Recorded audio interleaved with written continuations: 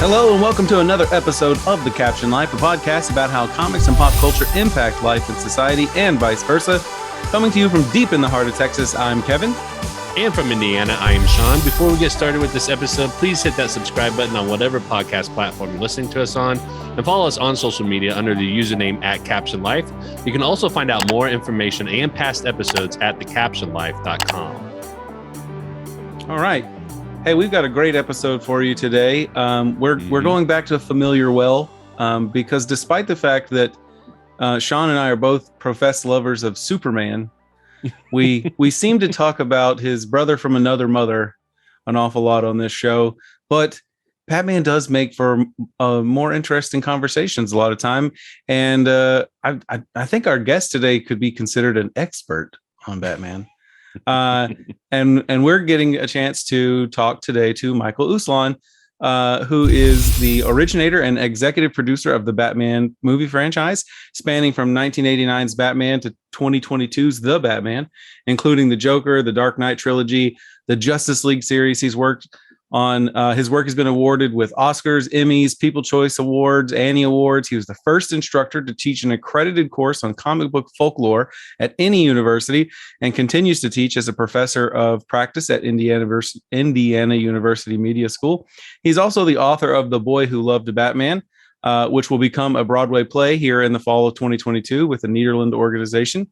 For Genius Brands, Michael oversees the Stan Lee universe and a legacy of characters created by Stan Lee post-Marvel, and he was appointed to Joe Biden's task force of entertainment industry executives regarding gun violence in movies and television. He's also served as a judge for the Asian Film Awards, or the Asian Oscars. He's also served on the boards of Discovery Channel, Global Education Partnership, the Association of Film Commissioners International, Wild Brain Animation Studios, the Center for Excellence in Education, Youth Grants Panel, National Endowment for the Humanities, the New Jersey Film Commission, the Thomas Edison Black Maria Film Festival, and the Asbury Park Music and Film Festival. And he is the author of the new book, Batman's Batman, which was released in March and is now available on audiobook as well. Welcome to the show, Michael. Thanks, God. With a resume like that, this guy must be as old as the hills. I have to tell you, we have to start out with this. One of the crowning moments of my Batman career, and what I started out with, it was just pre-COVID, at the unofficial opening of the San Diego Comic-Con Museum, where they began the Comic Book Hall of Fame.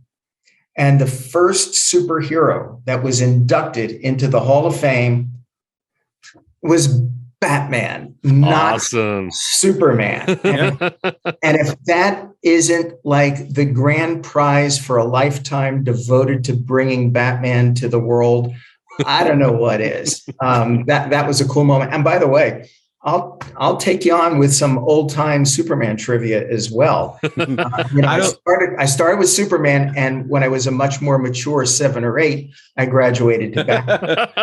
I don't want to burst your bubble, but I'm fairly certain that Batman was only inducted first because of alphabetical order. Yeah, then how do you explain Archie being left out? That's a good point. And Aquaman and the Atom. He just roasted you there, Kevin. He had a comeback prepared. You hate when I say things and you're not prepared for a comeback. Oh, all the time. Yeah.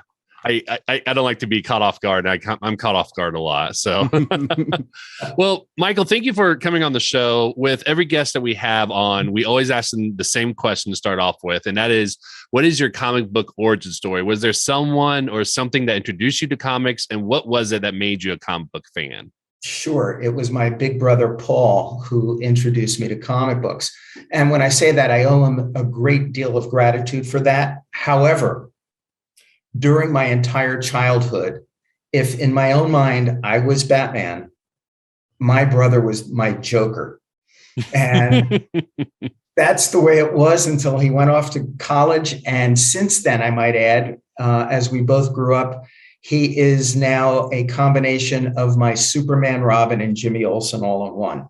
So nice. He has more than made up for it. But my earliest recollection is being maybe, I don't know, 4 years old. when he took me to, I remember the store in Bayonne, New Jersey. My dad gave him 50 cents, 2 quarters.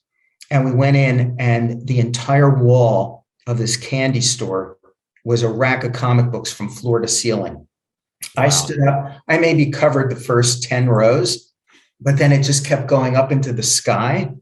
And my brother told me that he was going to buy 3 comic books and I could buy 2 comic books. That kind of sums up everything for me growing up with it. And then I saw something up top, or I wanted to see what was on top, and he put me up on his shoulders. And I reached up, and I can remember to this day the first 2 comic books I ever bought. One was DC Comics Sugar and Spike #2. And the other one was a Detective Comics with the Batmobile that looked like an urban tank on it. Wonder when that would resurface. But that's my earliest recollection. My mom told me that I learned to read from comic books actually before I was 4 years old. And whether that was Casper and Richie Rich or whatever, or Donald Duck or Looney Tunes, I really don't know. But I go back to almost the year 0 with comics. That's awesome. Yeah, I remember reading that story in the preface of your book, and so I love hearing that story coming from you because it's just so vivid and obviously stuck with you, for your entire life and everything like that. But I love hearing those details about that story. Thank you. You're welcome. It's been an entire lifetime now, I can say, in a world that bridged comic books and reality. And it's always been that way. I was lucky enough to figure out how to take this passion I had in life and make it into my life's work. And that's been a blessing. It's been really great. It's awesome. That's awesome. So, Michael, you're known for having established the first accredited college course on comic books at Indiana University. And since you still have a teaching position there, does that mean that you and Sean are co-workers, technically? We have a nexus. Okay. Yeah. We have a nexus. Can you tell us a little bit why you wanted to create that class and how that came about? Sure. Let's see if I can come up with a short version. So my dad was always teaching my brother Paul and me about the need to explore. And when you're young, explore, try to find the things that you're passionate about, the things you love. And that always stuck with us because he had that. My dad was a stonemason and loved what he did and was very proud of the fireplaces and the chimneys and the homes that he built with brick and cement that will last lifetimes. And you could see that he worked 6 days a week his entire life. He got up before dawn every day. Didn't matter if it was snowing or hot. And he went out there and he enjoyed it. He was an old world artist. We went to work for him when we were in high school, and it was horrible. It was tarring foundations in the heat and humidity, mm-hmm. and carrying heavy bags of cement and bricks. But we had to go out and figure out what our version of bricks and stones were. And for me, it was clearly comic books and movies, cartoons, things like that. Mm-hmm. So I'm a blue collar kid from New Jersey. I couldn't just buy my way into Hollywood or comic book land. I didn't know anybody in those industries. I had no family in those industries. So for me, it was always, how do you jump the Grand Canyon? How do you get there from here? Mm-hmm. And I was always looking for any opportunity to get my foot in a door somewhere, even if it was only open just a crack. And that opportunity came for me at Indiana University. It was my junior year of college. And Sean, do you mind if I tell this story again? Or yeah, go ahead. Yeah, definitely. Okay. Yeah. I read that Indiana University, the College of Arts and Sciences, had started a thing called an experimental curriculum department. And the concept was, if you had an idea for a college course that had never been taught before and could get the backing of a department on campus, you then would have the right to appear before a panel of deans and professors and pitch the course. If the dean approved it, you could then teach it. Even though I was only an undergrad, I was a junior. Mm-hmm. I could still teach that course on campus for 3 hours of credit. And I remember thinking, oh my God, this is a chance. There's never in history in the world been a course on comic books. Mm-hmm. So I sat down and I wrote up a syllabus that comic books were a true American art form, as indigenous to this country as jazz, Mm-hmm. and that comic book superheroes were our modern day mythology. And I went to the folklore department, and God bless Dr. Henry Glassy, my folklore professor at the time, who heard my plea and said, Michael, you're absolutely right. These are stories about brave heroes who fight the demons and dragons of their day, in stories dealing with hope and redemption. Mm-hmm. So it doesn't matter if we call them Beowulf or Ulysses or Superman. It doesn't matter if we call them all King Arthur and the Knights of the Round Table or the Avengers or the Justice League. You're right. This is contemporary folklore. I'll back you. So armed with that, I made my appearance before the Court of Owls, before the professor and the I dean. love that. And I started my pitch. It was the first pitch of my career. The dean let me speak for, I don't know, maybe 2 minutes, and then said, Mr. Uslan, stop. He said, come on. He goes, I read comic books when I was a kid. I read every issue of Superman I could ever get my hands on, but all comic books are cheap entertainment for little children. Nothing more, nothing less. And I reject your theory. Mm.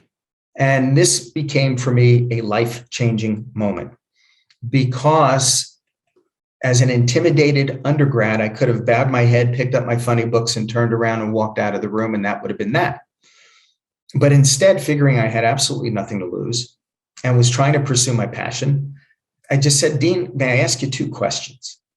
He said, yeah, go ahead. Ask me anything. I said, are you familiar with the story of Moses? And he looked at me like I was crazy. He said, yeah, so? I said, so Dean, very, very briefly, could you just summarize for me the story of Moses? And the dean sat back, arms crossed, looking at me and going, Mr. Uslan, I don't know what game you're playing here, but I'll play this with you. He said, the Hebrew people were being persecuted. Their firstborn were being slain. A Hebrew couple placed their infant son in a little wicker basket and sent him down the River Nile. There he's discovered by an Egyptian family who raised him as their own son. When he grew up and learned of his true heritage, he became a great hero to the Hebrew people. But I said, stop, Dean, that was great. Thank you.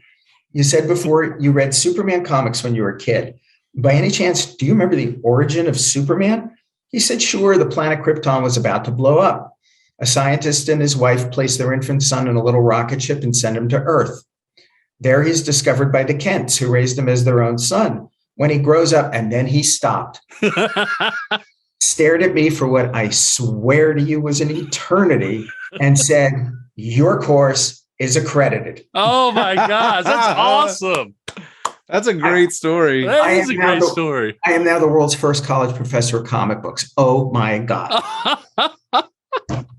I started laughing. Awesome. I started laughing. Yeah. You're halfway through the Moses story because I could tell where it was going. Yeah. And only a real Superman fan could do that. Oh my gosh. Oh yeah. So I'm well versed in the Old Testament as well as Superman. So like it was I was just having a moment with my own laughter there. Mm-hmm. Well, that was just half the story, because what happened next, I'm as excited as could be about what I just pulled off. Mm-hmm. And I talked to my mom, who's in New Jersey. I told her what just happened. She said, Michael, that's great. She said, but if you don't market yourself, if you don't market your creative wares, no one will ever know about it. And I said, Ma, I'm in Bloomington, Indiana. I'm 20 years old. I have no money. How am I supposed to market myself or market this? And she gave me her typical answer. You're a smart boy. You'll figure it out. So figuring I had absolutely nothing to lose, I picked up a telephone and I called United Press International. This was at that time as big a news syndicate as the Associated Press is today. This poor reporter got on the phone and I started to scream at the guy. I said, "What is wrong with you? You are not doing your job." He said, "Excuse me?" He goes, "I'm sorry, what is this about?" I said, "What is this about? Are you kidding me? I just heard there's a course on comic books being taught at Indiana University. Are you telling me as a taxpayer in the state of Indiana that they're using my money to teach our children comic books? This is outrageous. This has got to be some sort of communist plot to subvert the youth of America." And I slammed down the phone. It took this guy 3 days to find out if IU really had a course like this. And if so, who was the lunatic teaching it? He shows up at my doorstep with a photographer. They wind up doing an article with pictures. It's a third of a page long. It gets picked up in syndication by virtually every newspaper in North America, a whole bunch in Europe, and my phone started ringing off the hook. I was invited on radio talk shows, on TV talk shows. I never taught one class at Indiana that the classroom wasn't jammed with television cameras and reporters. NBC Nightly News, CBS Evening News. And that's the way it was for a couple of weeks. Mm-hmm. And then one day, my phone rings for the upteenth time, and it's this exuberant male voice. "Hi, is this Mike Uslan?" "Yeah." "Hiya, Mike. This is Stan Lee from Marvel Comics in New York City." I call this my burning bush moment. You like the Old Testament? Yeah. I was talking to my God. Stan said, "Mike, everywhere I look, I'm seeing you on TV. I'm reading about you in newspapers. What you're doing is great for the whole comic book industry. How can I help you?"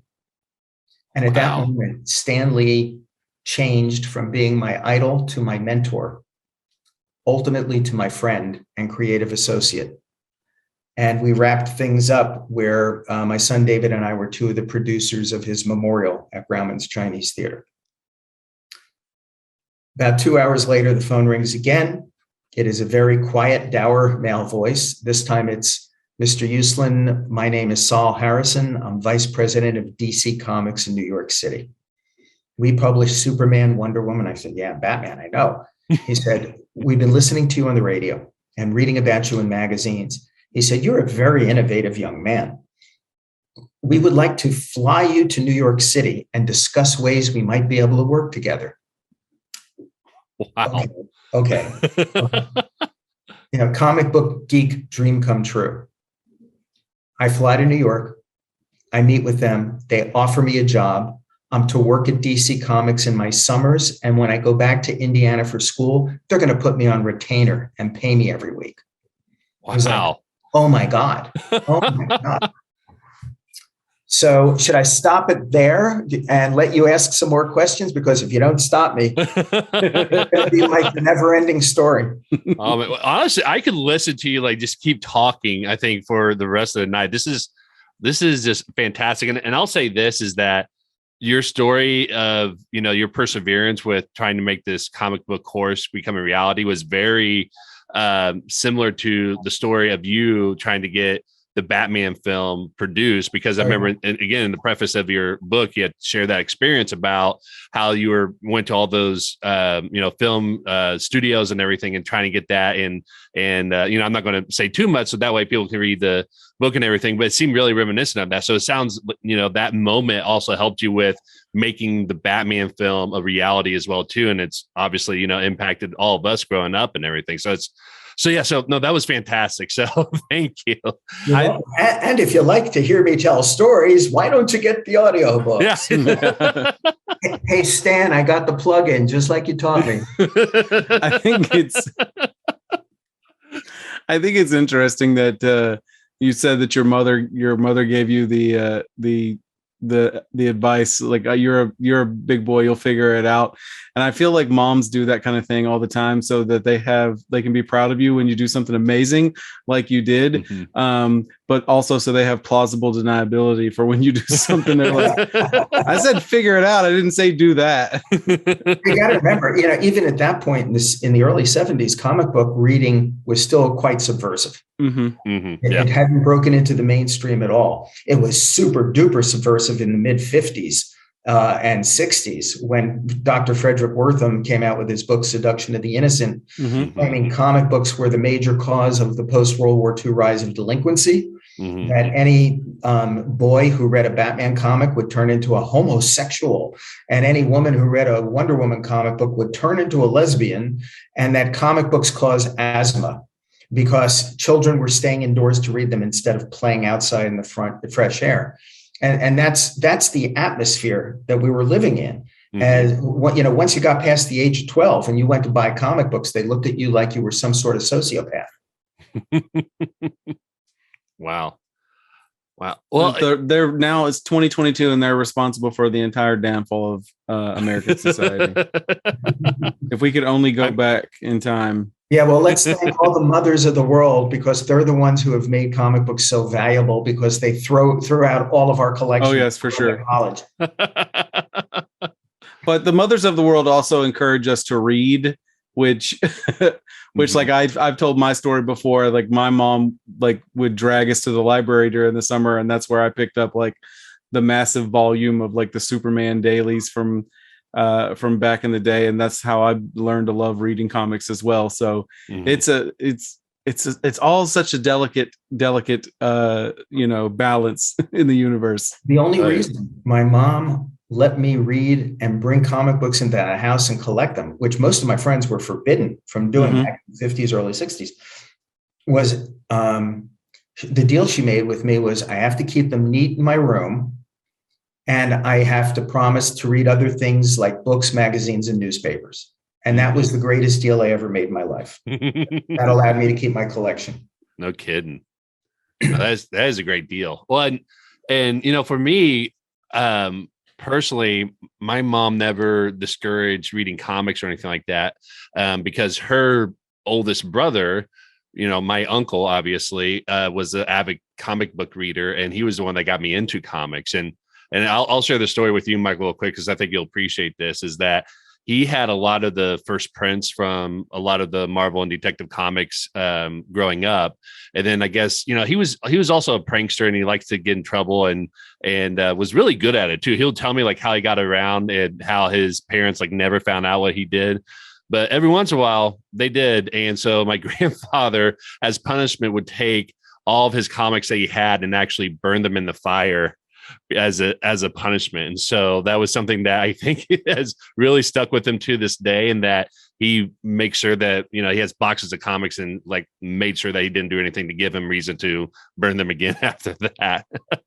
There is a whole chapter in my book, The Boy Who Loved Batman, that deals with my friend Bobby, and when his dad shoveled his whole collection into the fireplace, and we were there staring. And when I say collection, this would have occurred in 1963 or 4 that he did it. So what we watched burn was Amazing Fantasy 15, Hulk 6, Fantastic Four 1 through 20, the first 5 Avengers, the first 5 X-Men, the Tales of Suspense 39, Journey into Mystery. This is torture. Worst case scenario. Yeah. Dang it. Yeah, Bobby and I sat down about 10 years ago, and we computed at that time, 10 years ago, that day he burned well over $3 million worth of comic books. Now, probably today it's double. Yeah. Oh, man. That's insane. It makes you sad just hearing about that. Very painful. Yeah. Well, Michael, switching gears a little bit. So for those of us who don't know, you are the person responsible for getting the Batman films produced, and you're listed as executive producer for any Batman film that's ever been created since the 1989 Tim Burton Batman film. And so we want to ask you, do you have a favorite story from being involved with any of the Batman films that you just love to tell? Yes, but I can't tell it in public. Okay. So let me rephrase it. What's the favorite story you have that you can tell in public? There's 2.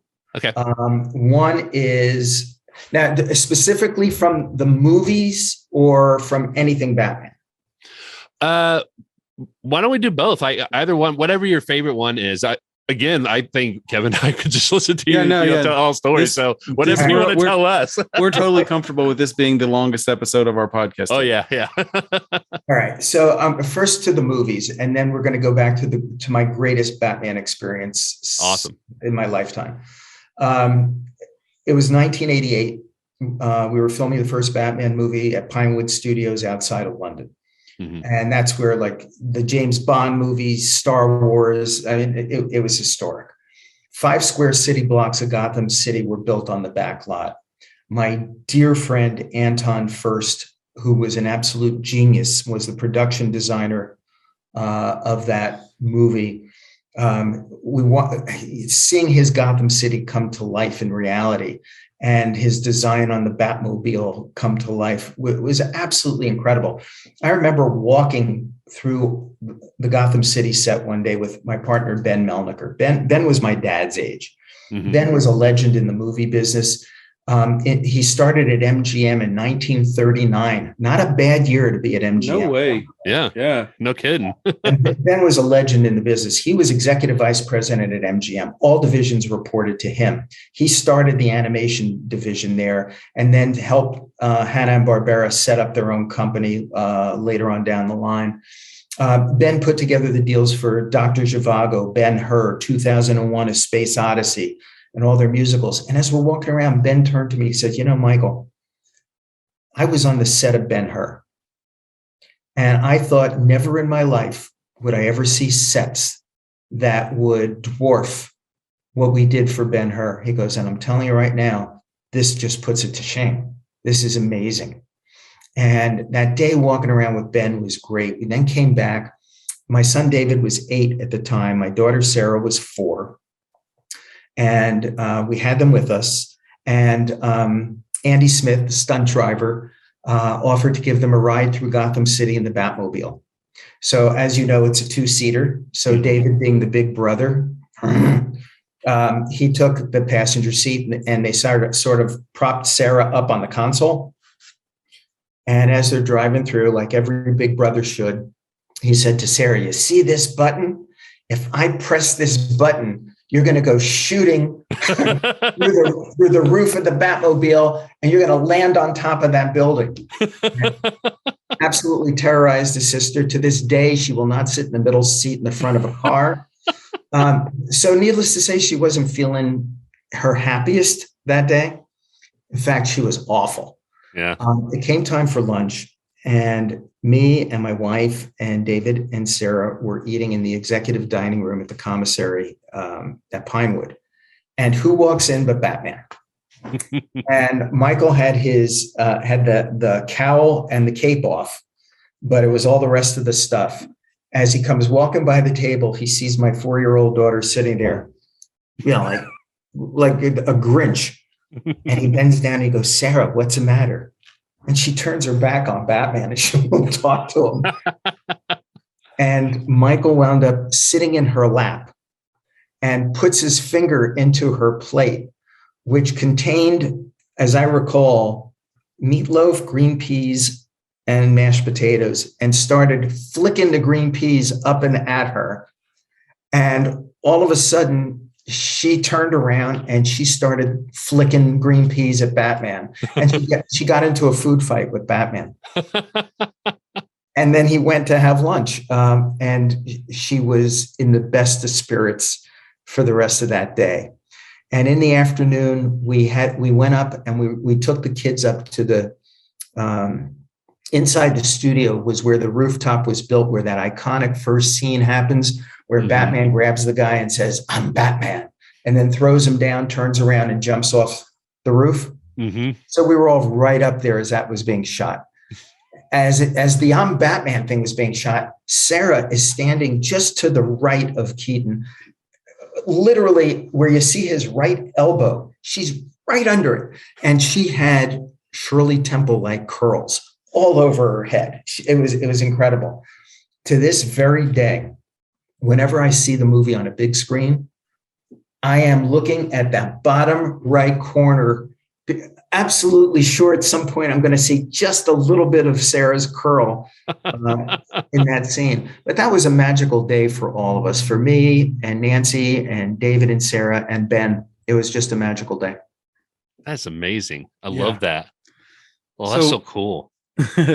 When you've got your new book out now, Batman's Batman, and it's a sequel of sorts to your previous book, The Boy Who Loved Batman. How did you get to the point where you realized that you had more stories like that to tell and you were ready to write another book? Oh, that's a breeze. The first book, The Boy Who Loved Batman, really tells you who I am as the comic book geek growing up and how this passion drove me through my entire life. And then how does a kid in his 20s buy the rights to Batman from DC Comics? I mean, if you don't set that story in the context of its time and explain how it evolved, it's impossible. Somebody will say, oh, come on, that's inconceivable. How could that happen? But it did. So that is the story of how that happened, why that happened, and then the fact that at that magical moment, when I thought everything was going to be a piece of cake, I was turned down by every single studio and mini major in Hollywood. They told me it was the worst idea for a movie they ever heard. A dark comic book movie, dark superheroes, a movie based on an old TV show that's never been done. And I kept hearing I was crazy and it was a terrible idea. And then it talks about the 10 years that it took from the time I bought the rights to Batman till we got that first movie made in 1989. 10 years of rejection, 10 years of not knowing where my next dollar was going to come from, 10 years of trying to persevere, trying to combat frustration, trying to hold on by my fingertips and still take care of my family. That's what The Boy Who Loved Batman is about. And that actually is the reason that it's being adapted into a Broadway play, which right now they're targeting, by the way, for spring of 23. And we'll have more to say about that probably at San Diego Comic-Con. Awesome. But they want stories now post-COVID that are entertaining and fun, but that talk about people who dream big and what they have to do to persevere to make those dreams come true, and what you go through to do that. And it's all about hope. And they love that idea. They think the time is right for this sort of story to resonate with people. So I was very, very happy about that. With Batman's Batman, my new book, it was inspired by a book I read when I was around the end of high school by William Goldman. Bill Goldman was the dean of all screenwriters in Hollywood. Look up his credits. They're unbelievable. And Bill wrote a book called Adventures in the Screen Trade, all about his adventures and misadventures in Hollywood. And I said, that's the book that inspired me to get into the industry. That's the book I want to write now. I've been in this business 45 years. I have hundreds of anecdotes, stories of successes, and 10 times more stories of failures, and how you get through the failures and not just about the successes, and the 13 steps that it takes to being a producer in Hollywood and what that involves. So in a sense, it's an anecdotal autobiography, memoir. In another sense, it's a motivational book for anyone who cares to dream big or follow their passions. That's awesome. That's actually a pretty good segue into our next question that we have for you. So, in addition to being a writer and producer for Batman, you've also been involved in a lot of other projects outside of that. Is there one that stands out for you as one of your favorite or that you're most proud of that's outside of the world of Batman? Oh, sure. I'm a history major and I'm a history buff to the nth degree, especially American history, but all history. So history is a passion. So I was always on the lookout for a way I could use my history passion in a project.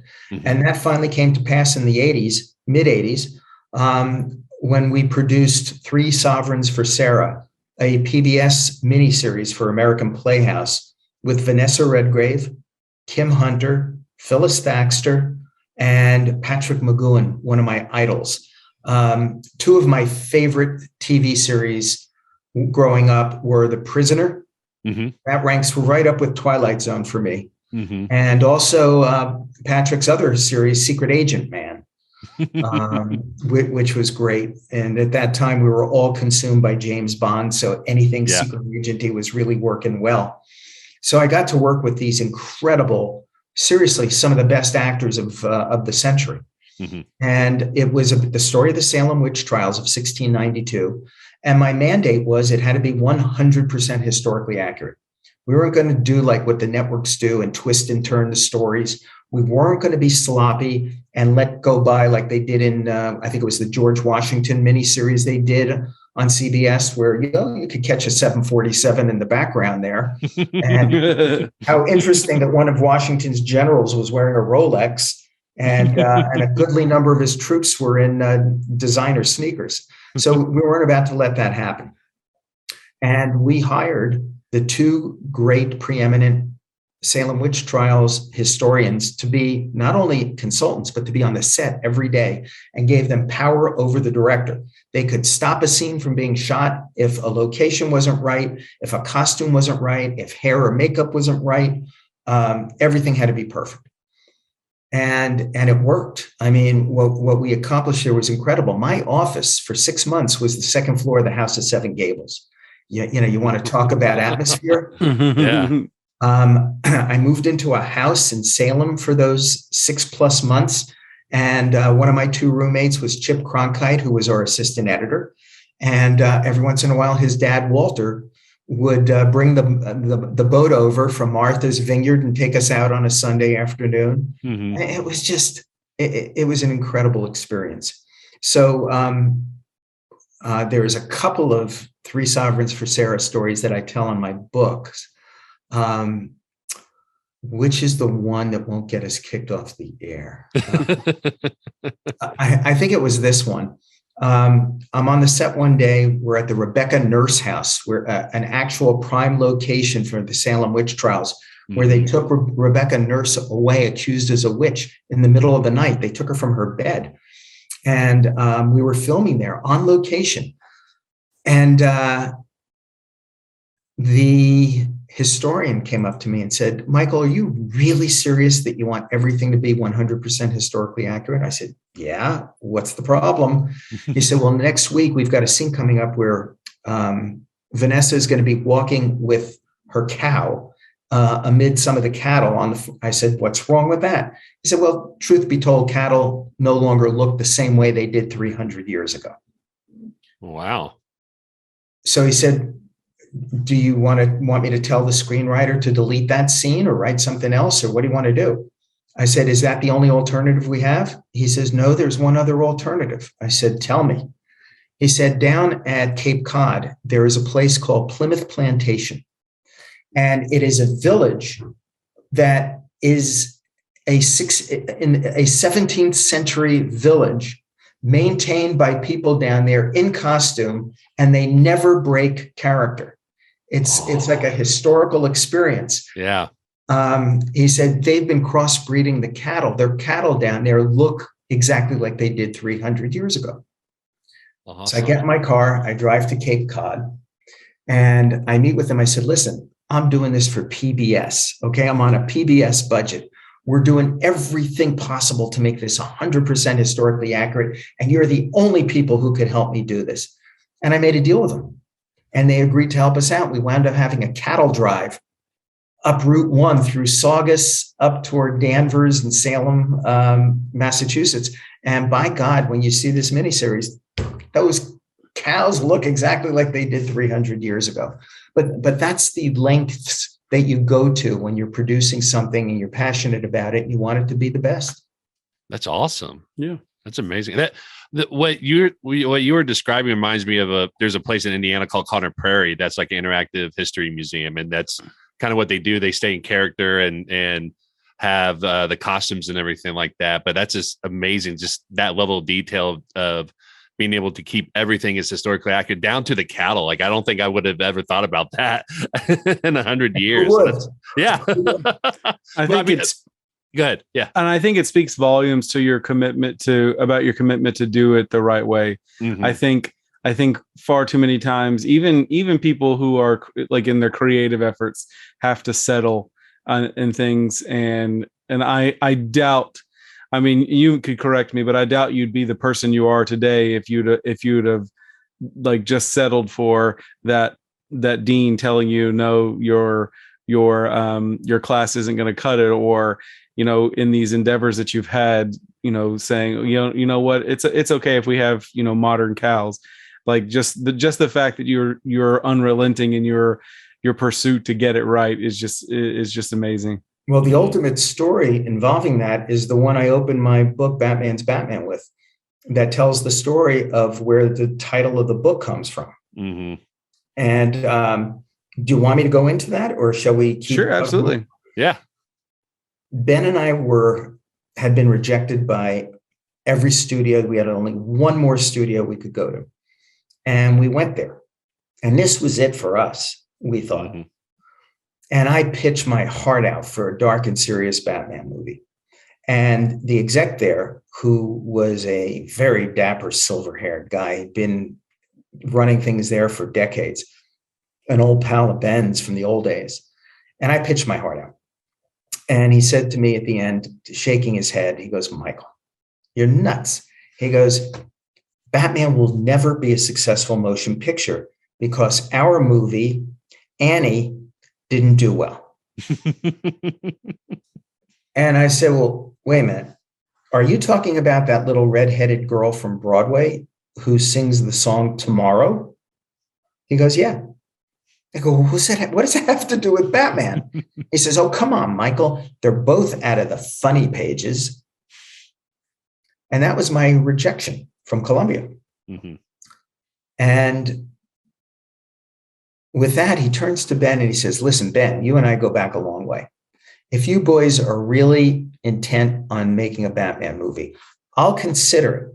But it's got to be that funny pot-bellied Batman with all those pows, zaps, and whams, because that's the only Batman that audiences will remember and love.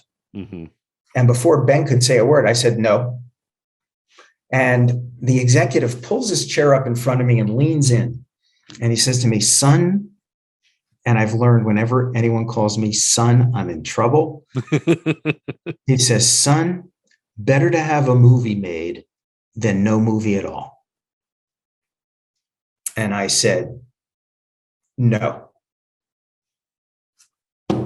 That was it. That was our last studio. Mm-hmm. Ben and I leave the meeting and we wind up sitting down on like a park bench on the studio lot. And I am despondent. And Ben, in his wise and fatherly way, turns to me and goes, you know, Michael, isn't it ironic that the last no we got came from you? He said, you know what that makes you? I said, yeah, Ben, an idiot. He says, no, Michael, that makes you Batman's Batman. And I picked my head up. I go, what are you talking about? He goes, Michael, you just gave up an opportunity to make a movie. You just gave up a huge amount of money because this is not about making a movie. This is about making your movie.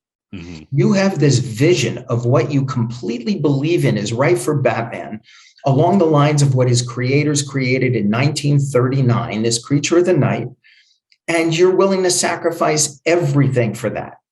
He goes, Michael, you're Batman's protector. You're Batman's defender. You're Batman's Batman. That was an epiphany moment and then Ben said, so come on now. There's other places we can go. There are foreign companies. There's financing companies. Let's get going and we'll redouble our efforts to make this happen. And up I leaped from the bench and off we went into what turned out to be movie history. Yeah, like I don't want to downplay your importance to like modern cinema because of the success of Batman at Warner Brothers. Warner Brothers has a renewal of sense in the motion picture industry. Batman carried Warner Brothers for a long time, and the now Warner Brothers owns DC Comics, and they're inseparable. But the success of Batman allowed them to tell other stories. I mean, there'd be no Harry Potter without Batman. And I think that, like, I think it's worth noting that your insistence on creating that film and what it would become, the cultural phenomenon that would become, because there were in 1989, you mentioned 1939 at MGM was the year, for people who don't know this, was the year of Gone with the Wind, and a little movie called The Wizard of Oz. And 1989, oh my goodness, 1989 had Batman. There were others. I remember I wrote these down, but like there were a lot of big time movies that came out that year, and Batman beat every one of them at the box office. 89 was considered the best year in cinema since 1939. Okay. I'd have to go. I don't remember exactly the ones. I remember I wrote a question. I think we scratched it from the board.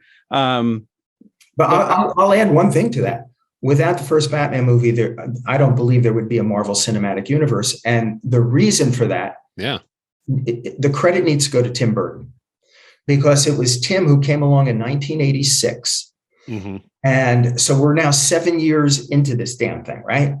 So 1986, and it's this young guy at a Disney Animation who comes up with the big idea. That's what I call it, the big idea. This is the idea that would change film history, change Hollywood forever, change the comic book industry, and open the door for Marvel. And the big idea was this. Tim said to me one day, if we're going to make the first ever dark and serious comic book superhero feature film, this movie cannot be about Batman. This movie must be about Bruce Wayne. He said, that's why we need to get Michael Keaton, because with Michael Keaton, I can create a portrayal of Bruce Wayne so driven, so obsessed to the point of being psychotic that audiences would go, oh yeah, that's a guy who would get dressed up as a bat, and without getting unintentional laughs from the audience, which is what he feared the most. Right. If we had a serious actor doing it. And the corollary to his big idea was the world building.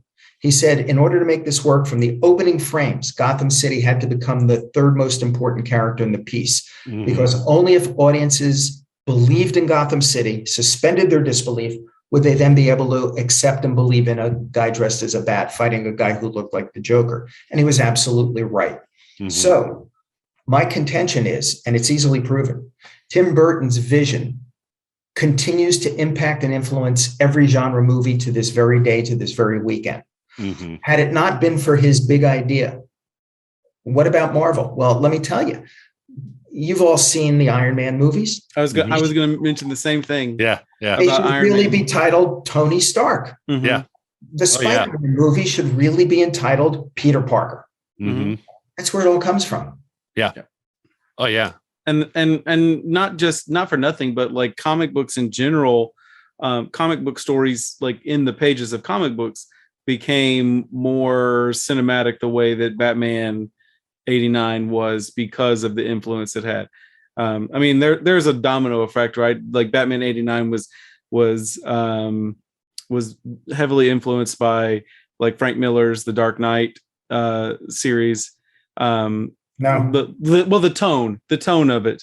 The Dark Knight really helped us most in terms of marketing. Okay. In terms of the fact that the world starting in 86, the world finally was accepting comic books as something more than for little kids, like the Dean said, that through this thing called graphic novels, that you could make heftier themes, heftier language, more mature and sophisticated graphic storytelling. You can deconstruct superheroes. And it was that enabled audiences around the world who had never read a comic book to begin to accept them as adult fare, so that when our picture came out, more adults around the world who never read a comic book and never would were kind of willing to give Batman a shot as adult fare. I would say that cinematically, Neil Adams was a bigger influence. Well, you eloquated that so much better than I could have. but that's the point. That's the point that I was making. That it became something where adults didn't have to be embarrassed by like going into comic book shops in order to buy comics. And in the early 90s, there's a huge resurgence of comics and collecting, and a lot of the big event books from the early 90s. A lot of that popularity, I think, is one of the dominoes that fell from Batman 89. Yeah, I just wish they hadn't done the thing. Okay, this one comes in 33 colors with different covers, platinum, plastic, glow in the dark. Oh. Put your kids through college by saving X-Men #1. We're only printing 10,000 million copies of it. We always mention that, and I have all 4 like gatefold copies signed on my wall right behind this computer screen. Like they gotcha. It was one of the first things that I read. It was one of the first things that I fell in love with reading. So hey, take them off the wall and use them to send all your kids to college. I doubt it. They're signed by Jim Lee, and they're probably only worth like the $1.50 cover price still. So hey, before I move on to your next question, I wanted to come back to something because Sean asked you about your other projects, and I just wanted to give you a personal thank you for 2 of the projects that you did outside of Batman in the early 90s that were huge for me. One is Where in the World is Carmen Sandiego? I fell in love with history and geography, and it's one of the influences that led me to become a teacher. I taught U.S. history for 9 years before moving into technology, which is what I teach now. And the other is Dino Saucers. It's still like one of the most like recognizable theme songs in my brain. Like I just plays on a loop, like the X-Men theme and the Batman animated series theme.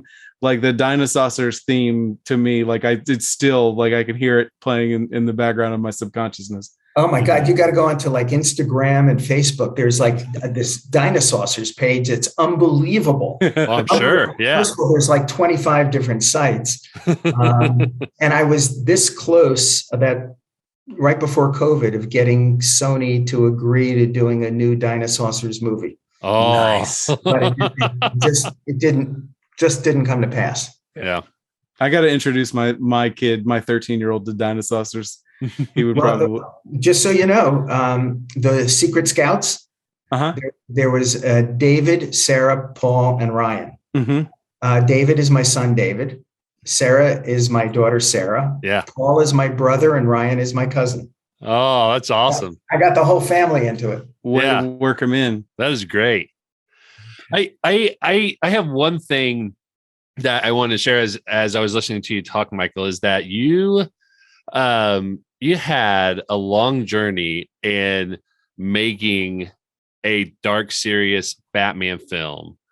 And I got to say that being in your shoes and everything like that, it has got to be very, very interesting from your viewpoint that not only did it take so long to get that first film, but now from Batman 89 to the Batman that just came out this year, it seems like everybody is wanting that darker and grittier Batman. So it's got to be interesting from your viewpoint of how it took you so long just to get that one. And then now it's like, that's really what people associate Batman with, is that dark and serious role that they absolutely love now. So I recently, with the success of the Batman, mm-hmm. went back into some old files mm-hmm.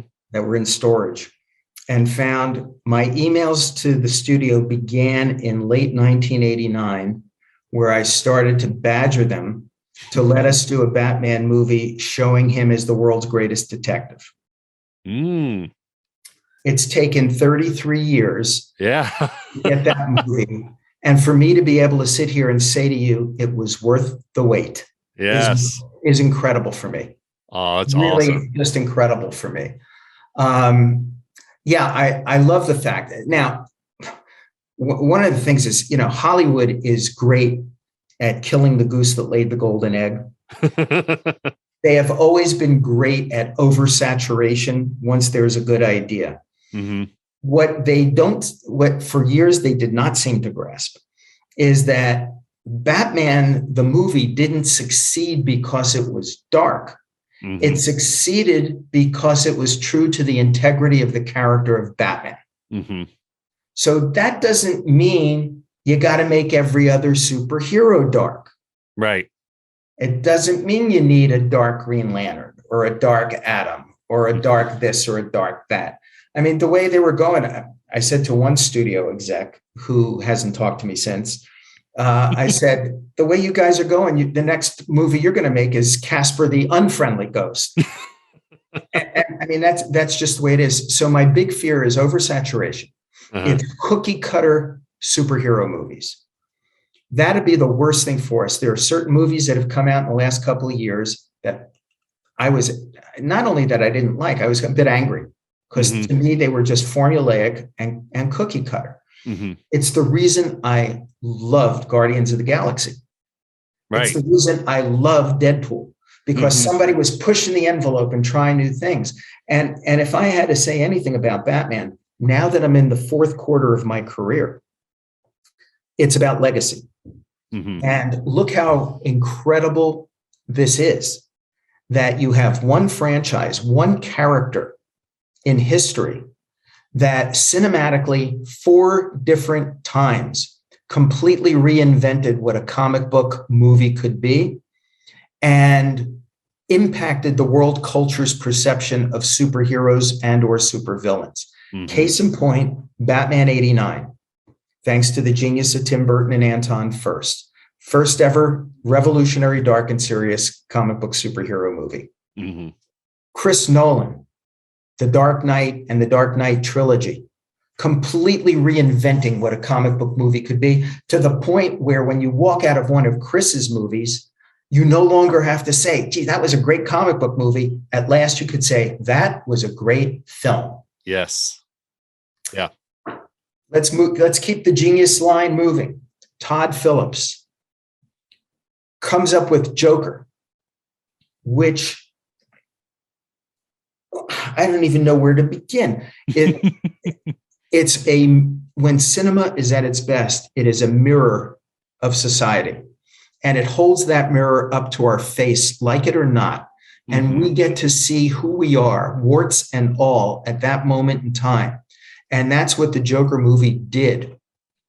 Unlike any comic book movie in history, it talked about our lack of civility, what's happened to this country and this world. It talks about polarization. It talks about you continue to ignore issues of mental health, then you're going to have gun violence because they're tied together. And you can't keep ignoring this.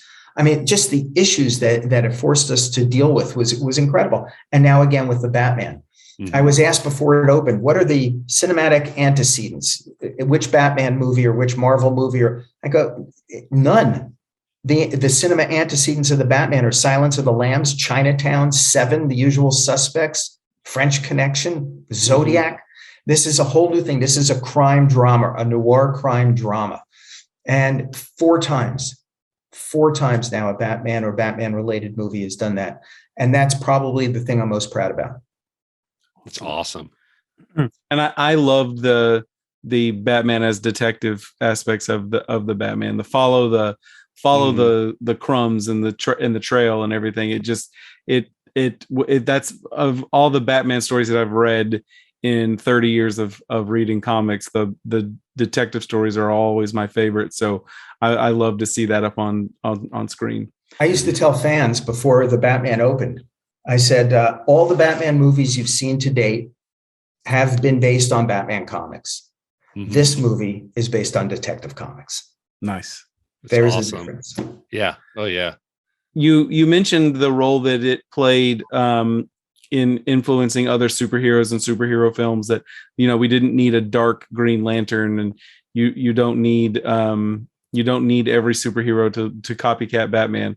I know, a contemporary of the Batman 89 film is Die Hard, and a lot of films copied that formula for, that have been for 20, 30 years now, like Die Hard on a boat and Die Hard on a bus and Die Hard, it's all very formulaic. And you spoke about, like, that not every superhero has to be that. That was Batman's bag, is dark and angsty. If you could go back and pick another character to start from scratch with and develop that character into a movie that really represents what that character is. Do you have one in mind that you would love to tackle? I did 3 times over. I did. I am the originating producer of Shazam. Awesome. Nice. I worked on Shazam for over 10 years to get that thing going. Mm-hmm. Otto Binder, who created the Marvel family and Black Adam, and was the primary Captain Marvel writer throughout the period of Fawcett. Otto was a mentor. He put me in touch with C.C. Beck when I was in 7th grade, and I began a weekly correspondence with C.C. Beck. Then he put me in touch with all the editors and other people involved in the Captain Marvel story and the Fawcett story. So that meant an awful lot to me to see Captain Marvel come to fruition. Another one of my all-time favorites is The Shadow. And yes. I worked on that movie. I need to thank you for that too, as my childhood in the 90s. Yep. Well, I wrote a couple of issues of The Shadow in the 1970s at DC Comics, working with Denny O'Neil, which was fabulous. He gave me my first professional writing job, was writing The Shadow number 9, and then number 11, which was a team up with The Avenger and Justice Incorporated. I've written a couple of Shadow graphic novels for Dynamite Comics, Shadow, Green Hornet, Dark Knights, first meeting of the Shadow and the Green Hornet. And then I couldn't believe it. In 85 years, Street and Smith, Condé Nast never teamed up their 3 great heroes in one adventure, Doc Savage, the Shadow, and the Avenger. And I got to write that. Awesome. And that was a fun graphic novel to do as well. So The Shadow was of critical importance to me. I knew Walter Gibson. I spent a lot of time with Walter Gibson. He told me so many stories. I badgered the hell out of him. I learned so much about it. And every time I write The Shadow, I write as if Walter's standing over my shoulder looking at what I'm writing. And I try to please him. So I had the rights to The Shadow to make into a movie. And I get a call from CAA, Creative Artists Agency. Big agency, big talent agency. They said, Michael, we have a director who is a humongous Shadow fan and would like to direct a Shadow movie. We know you have the rights. Could we get you to meet with him? I go, well, what's his name? He said, Sam Raimi. I said, yeah, I think I'll meet with him. So I go over to meet Sam and I walk in the door, we sit down and he goes, Uslan. He goes, that's an unusual name. I said, I know it is. He said, are you any relation to a Dr. Paul Uslan, an optometrist in Ann Arbor, Michigan? I go, Sam, that's my brother. That's my older brother, Paul. Where do you know my brother, Paul from? He said, well, when I was growing up outside Ann Arbor, my mom used to take us into town to have our eyes checked and get our glasses from Dr. Uslan. Oh, wow. Pick up my cell phone at the meeting. I call my brother. I go, Paul, does the name Sam Raimi ring a bell? He goes, oh, sure. He goes, really nice boy. He goes, I took care of his whole family. He goes, whatever happened to that kid? I said, I'm sitting with the kid. So we start talking. And I said to Sam, okay. I said, this is great. And he told me that he made Darkman because he couldn't get the rights to The Shadow. And that was kind of his first attempt. So I said, what's your influence? Do you want to make The Shadow of the pulps? Are you thinking The Shadow of the radio show, The Shadow of the comic books, or some hybrid? He goes, well, actually a hybrid. He goes, I love the pulps. I understand the importance of the radio show. He goes, but it was the comics that made me fall in love with The Shadow. I said, okay, that's great. I said, anything come to mind in particular? So he started to rattle off a couple of scenes, a couple of things. I go, wait a minute. I reach into my briefcase and I pull out the comic books I wrote at DC Comics in the mid-70s of The Shadow. I go, Sam, what you're talking about, I wrote it. It's in this comic book and it's in this comic book. He says, well, Michael, we've met before. I go, I'm embarrassed. I said, I can't believe it. I don't remember. He goes, 1975, first Indianapolis Comic-Con. I said, I remember it well. It was the first comic book convention I'd ever been invited to as a professional because I had started writing The Shadow and Beowulf for DC Comics. It was right before I started writing Batman for Detective Comics. And I was a speaker. He goes, I read in a fanzine that you were going to be speaking about The Shadow. And I begged my folks, and they drove me to Indianapolis. And I was in that room when you were talking. He goes, and afterwards I came up to you to sign my shadow comic books. And he said, and you talked to me like for 20 minutes as if I was the only person in the room. He goes, I followed your career. I have all the comics and books you've written. He goes, let's make this movie together. Oh my God. How cosmic is that? That is fantastic. I'm getting goosebumps listening to that. That's cosmic. Of course, the crappy part of the story is we ran into studio exec interference and ultimately could not get it through. And we had a great script in the works by Siavash Farahani. Mm-hmm. We knew we were not going into the first Shadow movie with Shawan Khan. We were using Mr. Remorse, the Prince of Evil. Mm-hmm. And we were on a great path. And then they come back. I go, well, guys, you better forget it because this will be expensive and period pieces don't sell. Mm. I said, do you have proof of that? Or is that just something you heard regurgitated in the hallways here? You lose your filter, by the way, guys, when you get older. And he said, well, everybody knows it. I said, really? I said, what about Titanic? And they said, well, that's different. I go, why is that different? They said, well, that's history.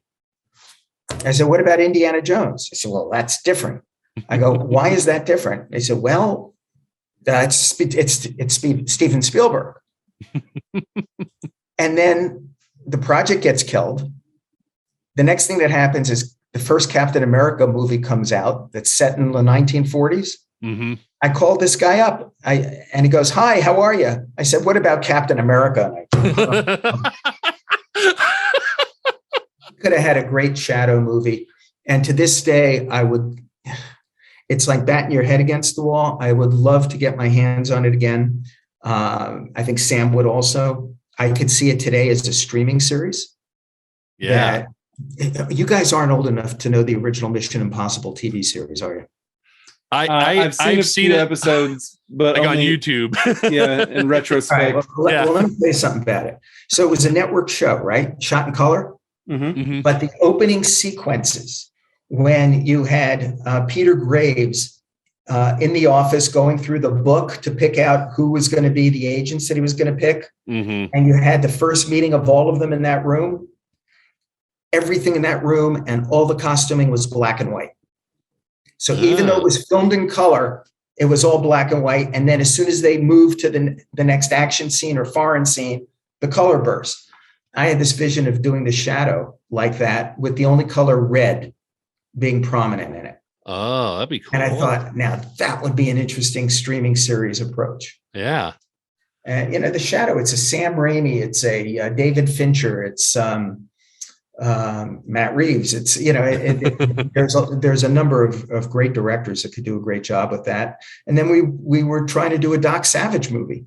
And we had The Rock and we had Shane Black and nobody could get their schedules together. And the next thing you know, that fell apart. But it's not the next thing you know. It's like, by the way, 10 years went by. Mm-hmm. But that's the way it is. And I write all about these things in my 2 memoirs. It's awesome. Oh, man. Well, the next question we want to ask you is, with your history and your knowledge about Batman, what is an outlandish fact about Batman that that most people would be surprised to hear or maybe not know about, or is just something that is you have to look it up because it's so outlandish because of that? In early 1939, mm-hmm. or slightly earlier, a teenager named Bob Kahn, who by then was going as Robert Kane, mm-hmm. Or Bob Kane on his cartooning in comic books, was told by the editor at National Allied, which had become DC Comics, Detective Comics Incorporated, was told that they were looking for a second superhero because his Superman thing was really taking off. Mm-hmm. So Bob came up with a drawing and a name. And do you know what that drawing and name was? I'm guessing it's not Batman. It was Birdman. Oh, Birdman. Which makes Michael Keaton's movie even more surreal. Bob then changed it to Batman and did his first sketch. And he wasn't a writer. And he had met Bill Finger at a party. And they got to talking, and he thought he could be a good writer collaborator on this thing. So he showed Bill Finger the sketch. And it was a sketch of a guy in a little mask, in a red suit, with real bat wings coming out of his back. So Bill Finger saw it and said, well, okay, you got a good idea here, but that Superman character has superpowers. He said, so for the second superhero, wouldn't it make more sense if we made him human? So Bob said, okay. He goes, why don't you change the bat wings to a cape, but scallop it so it looks like bat wings? So Bob changed that. He goes, now bats are nocturnal. So why don't you change the red costume and make it all dark gray, dark blue, black? Great. Doesn't look very mysterious. Bats have prominent ears. Why don't you give him a cowl instead of this little domino mask with big ears on it? He goes, and why don't you white out the eyes like the Phantom in the comic strips? That always makes a character look more mysterious. And while you're at it, why don't you give him gloves instead of bare hands? And how about boots? You look better in boots. And and then on the gloves, why don't you put like little bat scallops on them? And how about you give him a belt? And with this belt, he can carry detective things that could help him, maybe grappling hooks. So I ask you, who created Batman? Yeah. Yeah. Oh, yeah, definitely. Oh, and then he said to Bob, well, who is this guy? What's his story? He goes, I don't know. So Bill Finger said, all right, he is Bruce Wayne. And his parents are wealthy, and they're walking at the street at night, and they get mugged by a guy who steals his mother's necklace, and his father protests, and he gets shot, and the kid is there, and his parents are slaughtered in the street. And the kid at that moment gives up his childhood and swears to get the guy who did this, get all the bad guys, and we'll give him a car, and we'll give him a cave, and we'll give him instead of New York City, got to come up with a name for the city. And he picks up a phone book, and in the phone book, he goes through and opens it up, and he finds Gotham Jewelers in Yonkers. He said, there's a name, Gotham City. So let me ask you again. Who created Batman? Yeah, that's an entire podcast episode in and of itself. Oh, I know. Yeah. So. Which, by the way, Michael, like of all the episodes we've done, we have done the most episodes on Batman. I think this is our fourth or fifth episode that's just been dedicated to Batman since we started the show. So it's obviously it tells you how great of a character and story it is that we keep coming back to him. So yeah, it's a fun playground to play in. Definitely. Awesome. But nobody has stories like you. So do you want to jump on these two listener questions real quick, Sean, and then we'll head into this game? I don't know. We're running an hour and 15 right now, so I want to respect Michael's time. Yeah. Is that okay, Michael? We have a couple of questions, or do you want to jump in the game or let's see if we can't do it all. Let's do okay. it. All right. Sounds good. So this is a question from Sean Flanagan via Twitter, and he says, Michael, you've been the steward for possibly the most popular comic hero ever. What is it like seeing so many interpretations over the years? And is there an angle that you would like to explore in a future film?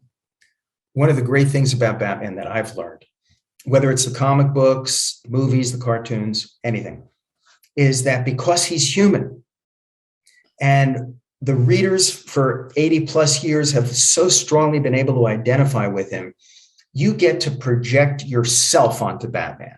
Mm-hmm. You get to project who you are, what you think, your philosophies, even your politics. I learned that when Dark Knight came out. And then on TV, this one night we turned on Fox News, they were claiming the Dark Knight Batman, that's their guy. He's really right wing and he's all the things we represent. Then you flip over to MSNBC and everyone on the left is going, there's our guy. Everything was, I mean, it was really, really something. My huge objection to the Batman TV series when it came on in 1966 was that it was the only interpretation in the world about Batman that the world knew from, unless you were a hardcore comic book reader. And that killed me because it was a comedy. Batman was a joke. People around the world were laughing at Batman. I couldn't stand it. That's when I made my vow, like Bruce Wayne once made a vow, except he made his vow over the bloody slaughtered bodies of his parents in the street. My parents were safe upstairs in the kitchen. And I vowed somehow, someday I would show the world the true Batman, the Bill Finger, Bob Kane version. And that's what started me on the path. But today it's a whole different story. Today, we have room for every interpretation of Batman you can imagine. It doesn't matter if it's a Lego Batman. We're not laughing at him. We're laughing with him. If it's the old TV show from the 1960s, what a great way today to bring young kids into the world of Batman when they're not old enough yet to go to the movies or see the video games or even some of the cartoons. Or have Brave and Bold Batman for younger kids, or Batman meets Scooby-Doo for real younger kids, and the Arkham Asylum games for older kids. And to have different filmmakers come in and show different interpretations of Batman, same way they did in the comics, same exact way. When I was a kid in the 50s and 60s, my Batman was the robot Batman, Bat Genie, Bat Mite, Bat Baby, Bat Ape, Bat Hound. All that crap. So there have been wildly different interpretations in the comics themselves. So I think there is room where everyone can have their own Batman. The one question I'm asked at every Comic-Con, Michael, what's the one true Batman? And it's the easiest question to answer. The one true Batman is the one you were first introduced to, whether you were 5, 8, 12, 16, or 22. Doesn't matter if it's a comic book, a cartoon, a movie, whatever. That's your Batman. And everyone is entitled to have his or her Batman. It doesn't mean you have to accept or reject anybody else's Batman. There's room for everybody in every interpretation. That's a great way to look at it. Oh, yeah. I wish more of fandom was more accepting like that. I still can't figure out how in fandom today, I was there when it began, and I read every comic book from every company. I collected everything. I loved comic books. I love superheroes. I can't begin to fathom today that there are ones who say, well, I love DC and I hate Marvel, or I love Marvel, but I hate DC. It doesn't compute at all for me. We should be enjoying and loving this wonderful thing we have in our lives. Have you ever been to a convention and given that answer, and then someone who says, I respect your opinion, Michael, but you're wrong. It's George Clooney. I have never heard that from anyone at any time. I think this is Kevin's way of saying that he's telling you right now. No, if I were going to go off of what Michael, what Michael just said, Batman '89 was probably my first real exposure to it. I found the '60 series like on syndication, like in the early '90s, but that was after the fact. And I still love the animated series probably as much as anything, because it's just so many of those were great detective stories, and that's just what I really loved. Some of the best stories in the history of Batman are in the Batman animation. Mask of the Phantasm, maybe. Oh yes, ever. Yes, best ever. I've been talking about how that's just a great film. I would love to see Phantasm make its way into a live action Batman film in the future. Like I would absolutely. I brought it up at one moment in time. I think I was laughed out of the room. I forget. We are big fans of the DC like animated universe in our household, simply because a lot of those stories that you love from the comics get adapted, and they're just done really, really well. Look at Mr. Freeze. Yeah. Yes. Prime example. Yeah. And actually, that's the one that my son would watch in the car. Like when we would go on trips, he would watch the Mr. Freeze movie from the animated series over and over and over again. It'll make people. It can make people cry. Mm-hmm. Those folks don't get enough credit. They don't get the spotlight enough. Not just Bruce Timm either. Eric Radomski, Paul Dini, Andrea Romano, Kevin Conroy, Mark Hamill. I said to Mark, if they ever build a Mount Rushmore to the Joker, it's going to be Jack Nicholson, Heath Ledger, Joaquin Phoenix, and you. Yes, absolutely. Agreed. Yeah. And I have a picture. I can't find it here. Right, this one right there is me and Madden and Kevin Conroy from a few years ago. Like that was like Christmas, getting to meet your hero. And I talk about Andrea Romano all the time to anybody who will listen, because people don't understand like how important like voice casting and voice directing are for animated features. And to me, she's the gold standard. Absolutely the gold standard, and deserves so much of the credit for the success of that series. And I know so much about her from watching every single special feature on every single DC animated like DVD that's been produced in the last 20 years. Like she's just like the process that they go through. Like I don't want to do an Andrea Romano tribute show, but like the process that they go through and they film it in detail and everything. It's just great. It's getting to see like the behind the curtain, how movies are made. And it's one of the reasons why I teach filmmaking. I teach, an introduction to like digital media and arts class.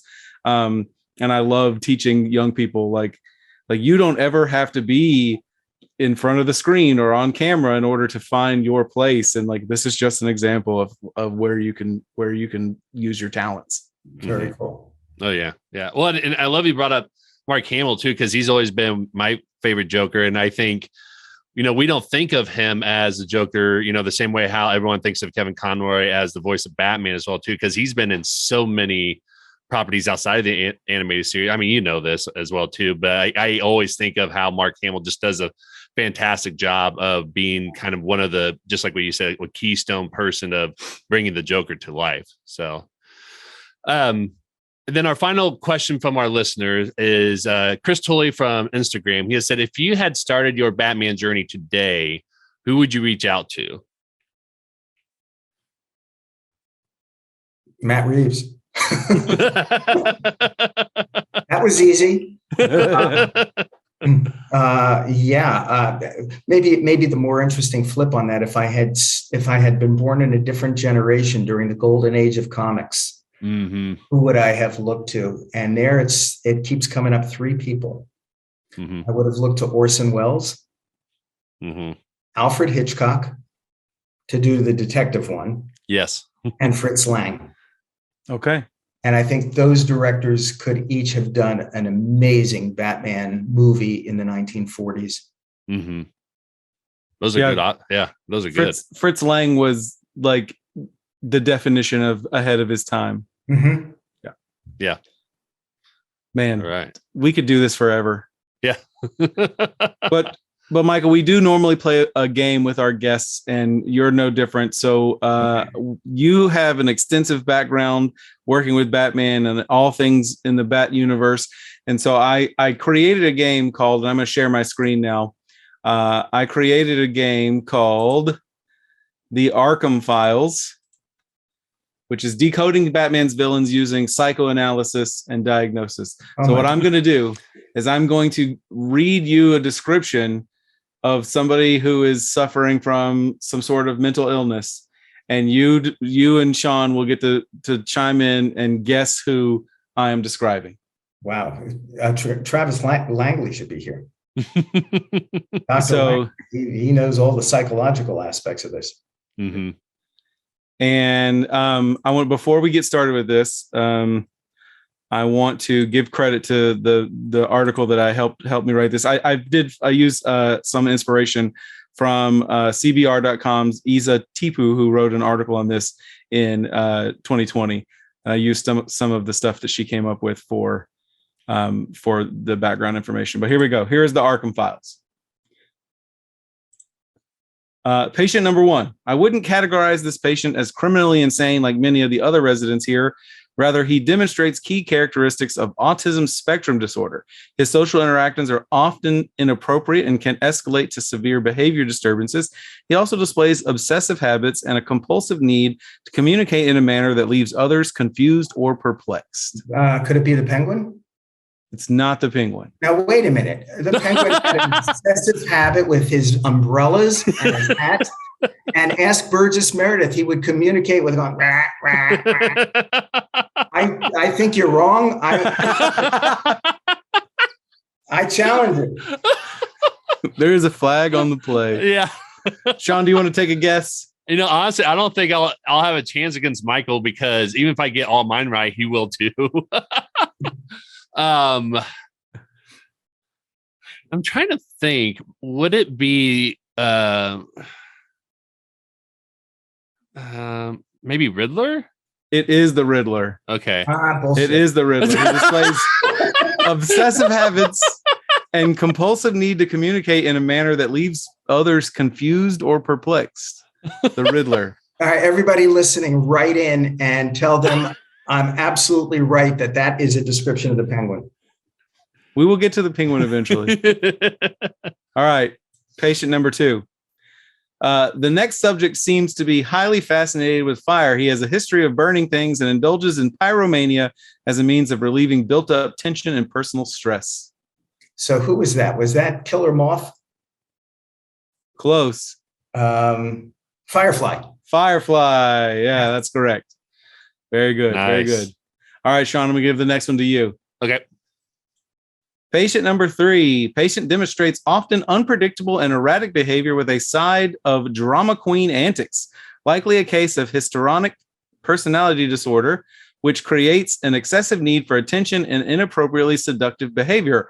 Although strong-willed, she seems easily influenced by others.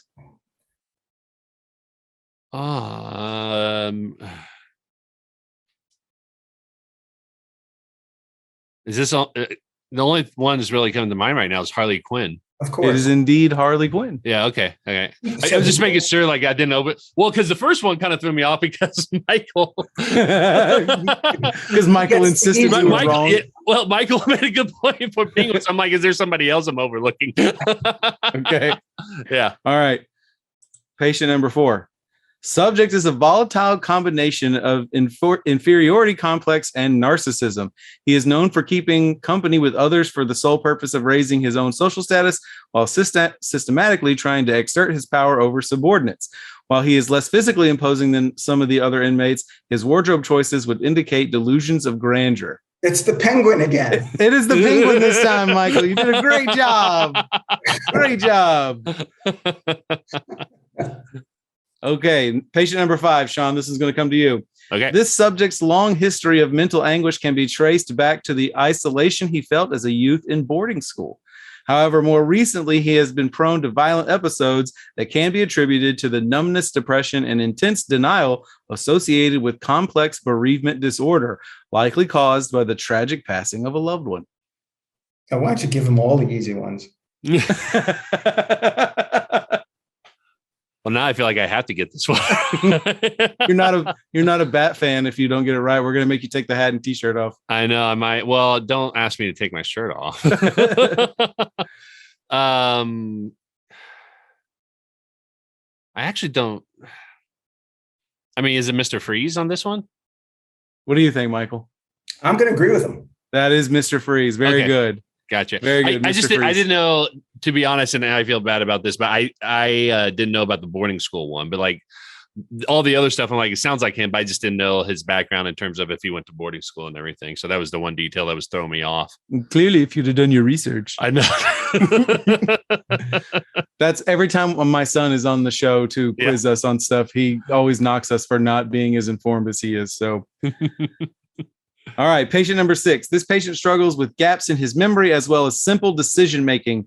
His descent towards criminal, I don't think I spelled that's not the right descent. His descent towards criminal behavior is likely due to a radical contortion of the boundary between good and evil. Two-face. And it seems to be trapped in perpetual state of interpersonal conflict between two distinct and virtuously opposed personalities. Michael, you got it before I even got to the end. It is Two-Face. But I can make a case for why it's the penguin. They're all the penguin. All the penguin. See, I wrote this thinking this would be fun to do, and Michael just made it even more fun. All right, I've got two left. Here we go. Okay. Patient number 7. Subject exhibits textbook antisocial personality disorder and a sheer lack of remorse for the harm she causes by manipulating others to get what she wants. Habitual kleptomania and an unhealthy sense of invincibility are likely the outcomes of environmental factors surrounding her adolescent upbringing. Catwoman? That is Catwoman. I can make a case why it's Mrs. Penguin. All right, here we go. Last one for you, Michael. This Joker. one is a truly what? Joker. My process of elimination. All right, at least let me read the clue. Okay. This one is a truly complex case of bipolar personality disorder with a flair for the theatrical. Although little is known about his personal history, his mental decline is likely due to the lasting effects of excessive physical abuse that he endured as a child. The patient is also known to suffer from pseudo-bulbar effect and often breaks into uncontrollable laughter in the most inappropriate situations. All right. Now I have a trivia question for you guys. Oh, yeah. What is the one correct date on the giant penny in the Hall of Trophies in the Batcave? Oh, I don't think I know. This is the trivia question that I was asked by Senator Patrick Leahy, President pro tempore of the Senate, who said this was his favorite Batman trivia question that nobody in his life had ever answered before. And he asked me, and I got it right. What is on the giant penny? Doesn't everybody know that the only correct date is 1947 because The Case of the Penny Plunderers was published in World's Finest number 30 in 1947. Oh, And that's what introduced the penny. that's awesome. See, we learn something every day. I feel like we needed the NBC, the more you know star. Yeah. Shoot across the screen right there. Gentlemen, this has been a pleasure, a real pleasure. For us as well. Before we let you go, Michael, can we get you to tell us, can you get me to tell us where our listeners can find you on the internet or find your book? Go ahead and plug yourself. Yeah, I'm lurking on Instagram and Facebook. I think you'll find a lot of entertaining items and pictures posted there regularly. Mm-hmm. They're great, by the way. I love it. Thanks. Yeah. My 2 memoirs are The Boy Who Loved Batman, which is being turned into the Broadway play, and Batman's Batman, all available through Amazon.com, BarnesandNoble.com, yada, yada, yada. The 2 audiobooks, which just came out, are through Blackstone. And you can get them again through Amazon or whatever your audiobook app may be. And very excited about some projects coming up. And we're going to be at San Diego Comic-Con doing a few panels and presentations. Looking forward to that. And that's what's in the cards. That's awesome. Kevin and I one day hope to make it to the San Diego Comic-Con at some point and do an episode out there at some point. So we would love to do that. And I'm going to bring my book with me so that you can sign it. Yes. That's a deal. A deal. That'd be amazing. If I print screen right now, I have my picture made with you. So it's just like being at Comic-Con. Yeah. Yeah, in this day and age, people will think it's real, and we were there together at the same time.